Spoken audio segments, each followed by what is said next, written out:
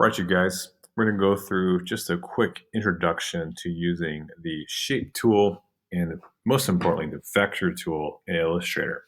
Now, I know a lot of you guys have some experience with this, but let's just go over the basics to make sure we're all on the same page. So at this stage, you want to be basically finished with your final draft. You're going to take a picture of it. If you have a scanner, you can always scan it. But let's imagine for a moment that I finished my pencil pen draft of the basic structure, the basic image of what I want to work with. And it's totally a draft, okay? So what you can do is you can take a picture of it, put it on your desktop. You could drag it directly into the application. You could do open with an Illustrator, but I have Illustrator open already. I have a new document. I'm just going to take my JPEG, my draft, and just drop it right in. Now I have this just, history and tradition of always using a picture of Bill Murray in any sample I make for my class. So we're going to stick with tradition here. And this is a sketch that someone made of one of my favorite films, The Life Aquatic. Okay, so boom, there we go. Let's just imagine that I'm responding to one of our 5 words here. So I have my image in, and imagine this is a sketch or drawing or an image. And I really just want to start building lines. I want to start using the pen tool to just draw on top of these shapes that I've created.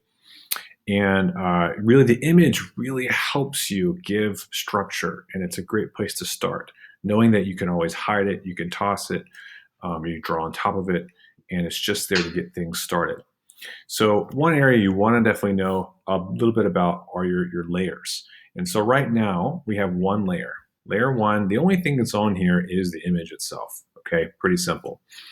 But you can always add new layers. So if I move myself a little bit, there's a little plus sign here that I could add a layer in Illustrator.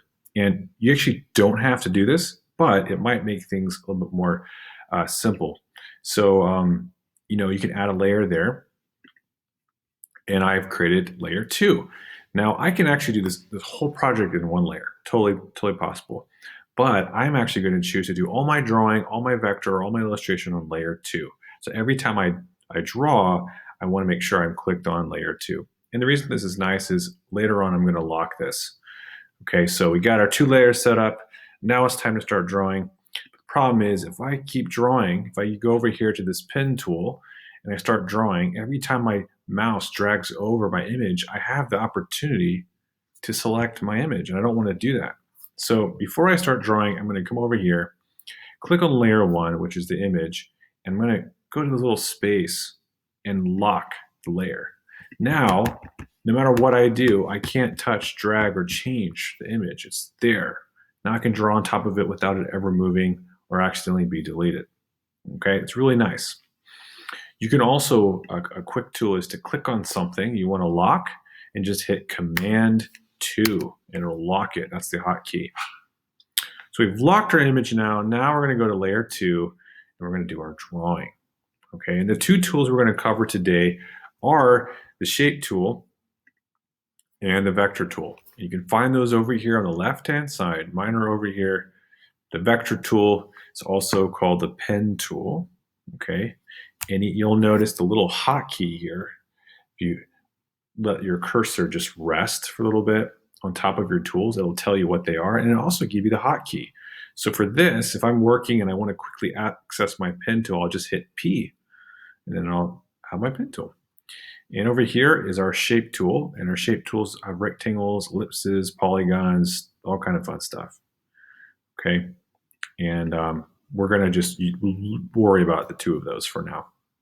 So I'm going to click the vector tool or the pen tool, and I'm just going to start by drawing. And then, I can always delete these things. I can always change them, so there's no pressure. And one thing I want to do is zoom up to make it really easy for me to see the lines that I'm tracing. And I'm just going to trace just the outline of Bill's face here. Okay, maybe I'll do the hoodie rather. And we don't even have the top, so I'll have to just use my imagination and make it work. So with the pen tool, here's how it works. You click, and it draws. Click, click, click, and it makes anchor points. Now what you're noticing is the anchor points have a stroke and they have a fill color. So my stroke color is this black line that I can change. My fill color, I can change the fill color as well. My black color is my stroke. And I can change this to any color I want. And I can always change how thick it is as well. So I can increase the point, make it really thick. Okay. For drawing purposes, truthfully, I'm pretty straightforward. I like just drawing with black lines to keep it neutral. And then I just take my fill color, I click on it here, and I make it transparent. That way you can see what I'm drawing. Okay, so let's do this real quick. I'm just going to delete this whole thing here, start over. Now that I know how to kind of make lines with my pen tool, okay, practice. And one thing you'll notice too is I always start and finish in the same spot to make a shape. So I could draw something. If I wanted to close the shape, I would come back to the original anchor point, click it, and then I have the shape. I can change the fill color, any shape, any color I want. All right. Another thing the pen tool does, I got these like curvy forms for this hoodie. The pen tool is great because it gives you all kind of flexibility of what type of line you want to create. You just need to know how to use it. So I'm going to click, and before I click my next line, I'm going to hold the cursor down. So if I click and let go, it's a straight line. Click and let go, click and let go. But if I click and hold, and then I move my cursor, then you'll notice I'm able to kind of create a curvature each time I draw, okay? Which is great to draw this beanie.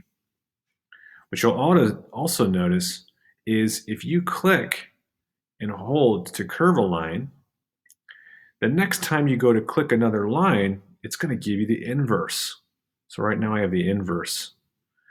And maybe sometimes you want that, sometimes you don't. If you don't want it, click back on the anchor point to reset so you can draw a straight line. Let me get over this ear here for a second. Okay, I usually like to reset and create my own curves. But you'll notice, like, especially if I want to draw his nose, and I want that kind of inverse thing happening, you're going to definitely want to use the inverse. In any case, this takes some practice. So I'm just going to go kind of quickly through here and draw, probably not very well, but draw the shape of my hoodie so you guys can kind of see. Going all the way back to my anchor point.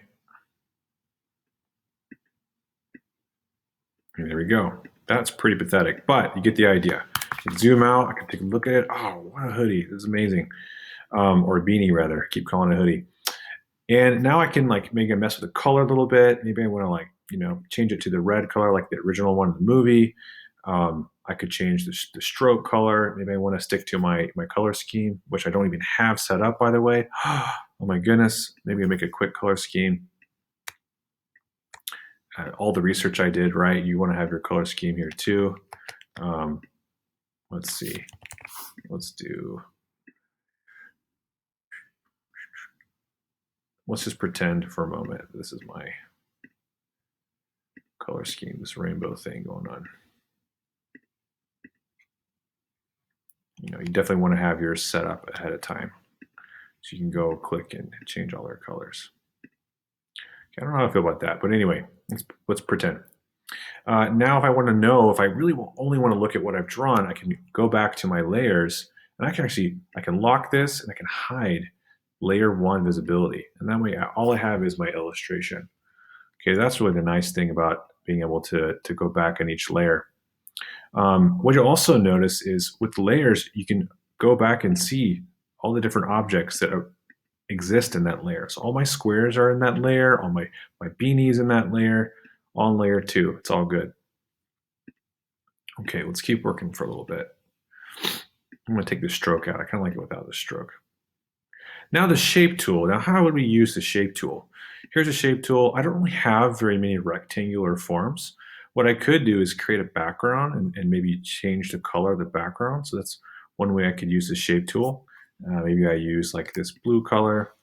And you'll notice I've covered up my drawing. So how do I do that? I'm going to hit Command and then bracket. All right, and that should move things behind the beanie.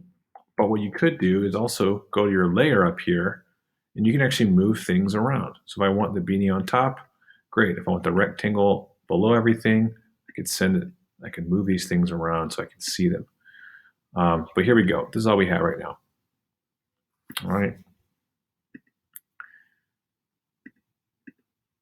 Change that stroke. Let's see. Okay. I want to be able to see what I'm drawing, so I'm going to go ahead and I'm going to change the fill color to transparent, and later on I'll use that rectangle and I will do something with the background color. All right. So that's one way to use shape tool. Another way to use the shape tool is to make a lot of shapes and then build them all together. And so what I have here is the ellipse tool. And let's say I want to like play around with the beard and do something crazy with the beard, but I want to do it by creating a lot of circles or ellipses. So what I could do is I could draw a lot of circles. Okay, maybe if I want to keep everything circular in like the style of my illustration, I could build a lot of circles. Okay, I hope this isn't too crazy. Maybe there's a portion of your design that would actually work well for this. I'm not sure how the circles are going to do here, but we'll just give it a shot. So I could build all kind of different circles, and then I could select all of my circles by holding down Shift. Select all of them, hold down Shift, and have all these circles selected. And I use this other tool called the Shape Builder tool, and these are all shapes that are overlapping each other. And this tool has just changed my life. This is what it looks like over here, Shape Builder tool. I have all my shapes connected. I want to build this beard.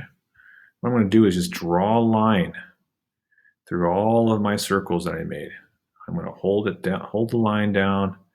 What I'm doing is these are all going to combine together to create one big shape. So I can keep drawing. I have these little bits and pieces here I want to get rid of. Still on the Shape Builder tool. What this does is it allows me to have everything in one big shape. I can have the same fill color. What's going on here? I can have the same fill color and the same stroke color. Boom. Okay, so then I can go change that. Maybe I make it blue. I don't know how I feel about this, but you get the idea. Shapes, build vectors, okay, and your pen tool is another tool that builds vectors.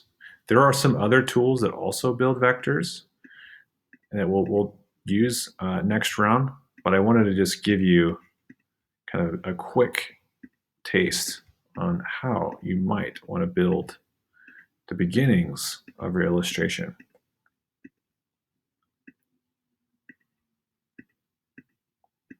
I'm going to go through really quickly.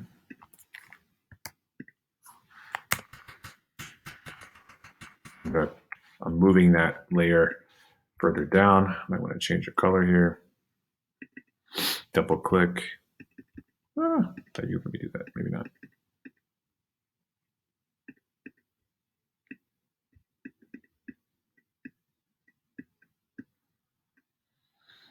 Okay, let's say that like you're working on it and you get to a stopping point and it's time, class is over, or you're just kind of like, it's time to save your work. I want you to take a screenshot, boom, screenshot, and this goes in your process journal for the day. And that way we kind of know, hey, this is what we got accomplished thus far.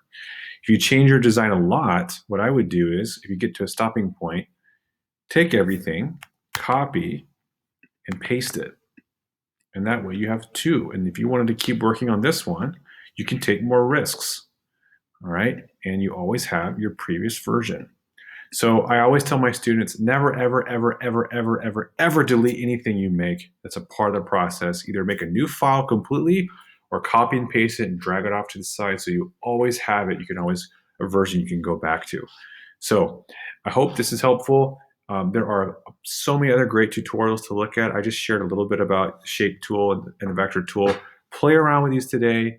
Play around with this with your final draft. And the main goal is to just get familiar with the tool and get started.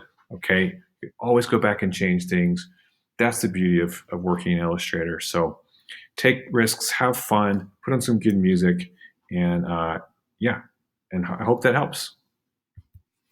Good luck.